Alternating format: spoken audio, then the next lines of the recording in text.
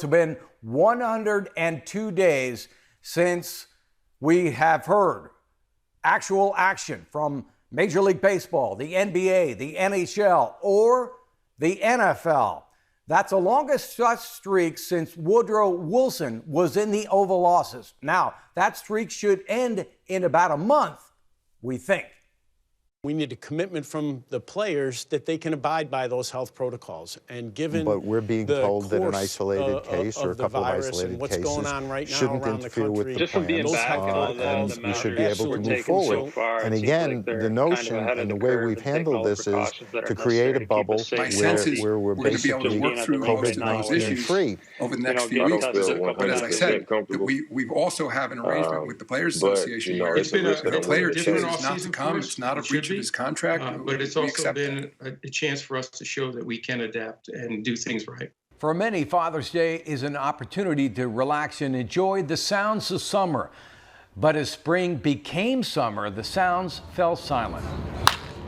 The crack of the bat and the thunderous dunk. The woven stories of John Miller, Kruk and Kipe, or Kankura. He will turn and watch it fly!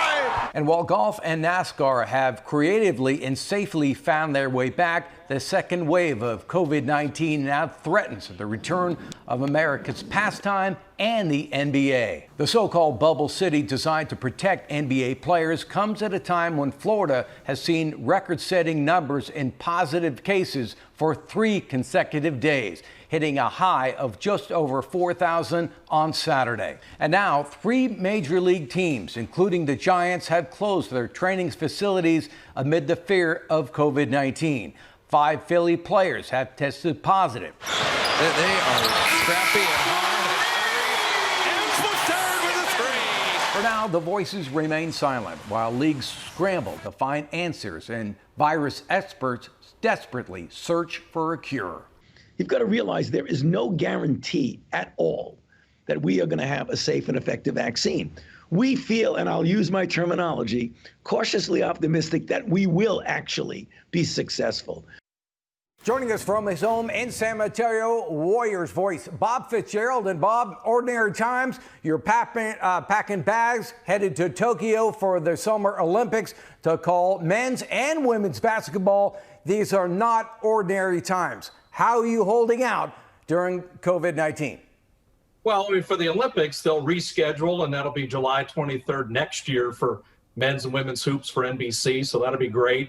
But for me personally, I mean, 3 college-age kids, and it's been great, particularly on Father's Day, spending time with the kids. And, you know, the last couple months has given the Warrior fans a chance to breathe for a second and then review the We Believe year and review the 73-win year, review the 3 championship years, and do a lot of TV and Zoom stuff with various players, season ticket holder town halls, a lot of time with Bob Myers and Steve Kerr, and a little bit of time on the golf course with several members of the Warriors. And how many strokes is Steph Curry giving you on the golf course?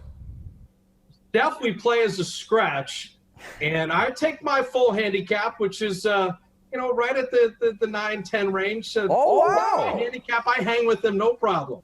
That's impressive. You hit in the 80s, in fact, low 80s. That's good.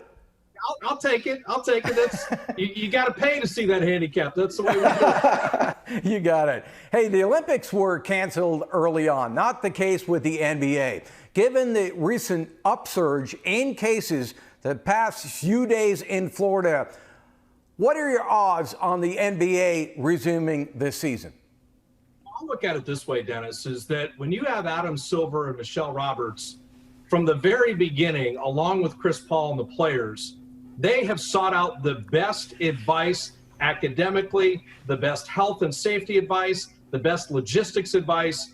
I think the NBA, if there's any sport that can restart in a bubble concept, they will be the model that every other sport should follow, because all the conversations I've had with Warrior ownership, our president, Rick Welts, as well as Adam Silver in the league, player safety and health is first and foremost, and then how to conduct this safely and then finish off what has been a great NBA season. So, clearly the world and global health situation will dictate things. But I feel optimistic that if any sport can do it, it'll be the NBA. How much impact do the heavy hitters have influencing the rest of the 22 teams?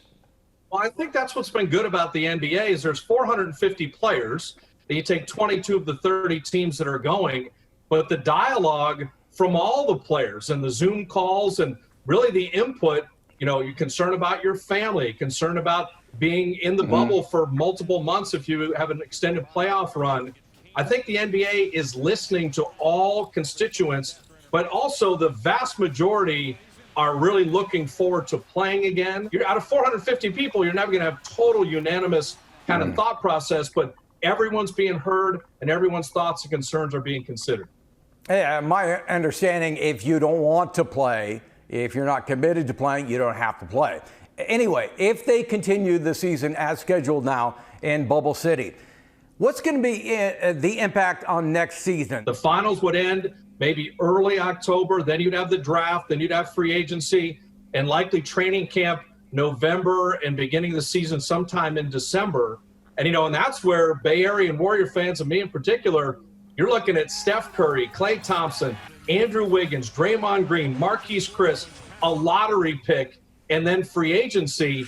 I mean, I'm so anxious to see the next iteration of the Warriors, but obviously health, safety, and really how we deal and bring our fans back to Chase Center and really where the world goes. So much has changed from March just to June. If you know what's going to be happening in December in the world, Dennis, tell me right now, because we're a couple months away. It's hard to project that far out. You talked to the folks inside the Warrior organization. What's the status of Klay Thompson right now?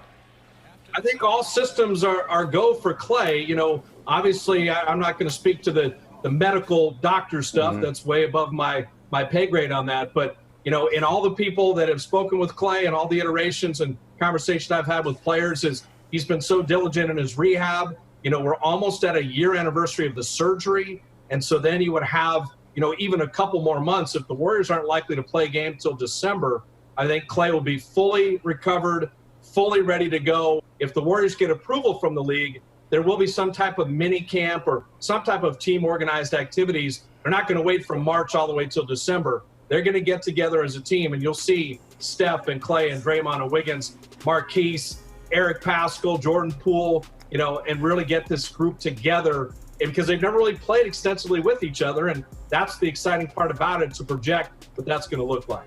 Okay, Bobby, I appreciate you taking the time on Father's Day. You mentioned your kids are at home. I started doing the math. I remember you talking about your kids at least 20 years ago. How old are your children? Are they still at home, back from college? What's going on? Well, I got a junior at USC, a graduate from Notre Dame who's off to Virginia Law School, an Oregon graduate who is now a nurse in Kentucky in oncology. So they're eventually getting off the payroll, but they're still doing some advanced collegiate stuff. And when the tuition bills stop, Dennis, I will be the happiest man in the world. Notre Dame, grad school, Oregon, USC. You better keep working, my friend. Hey, that's why the Warriors, the Niners, the Olympics, these are all important things. These are going right into the educational world, my friend. Oh, don't I know? Don't I know? Hey, Bob, I appreciate you taking the time. Thanks a lot. Happy Father's Day. Anytime you need, Dennis, and looking forward to see you in person, brother. That'd be good times for all of us.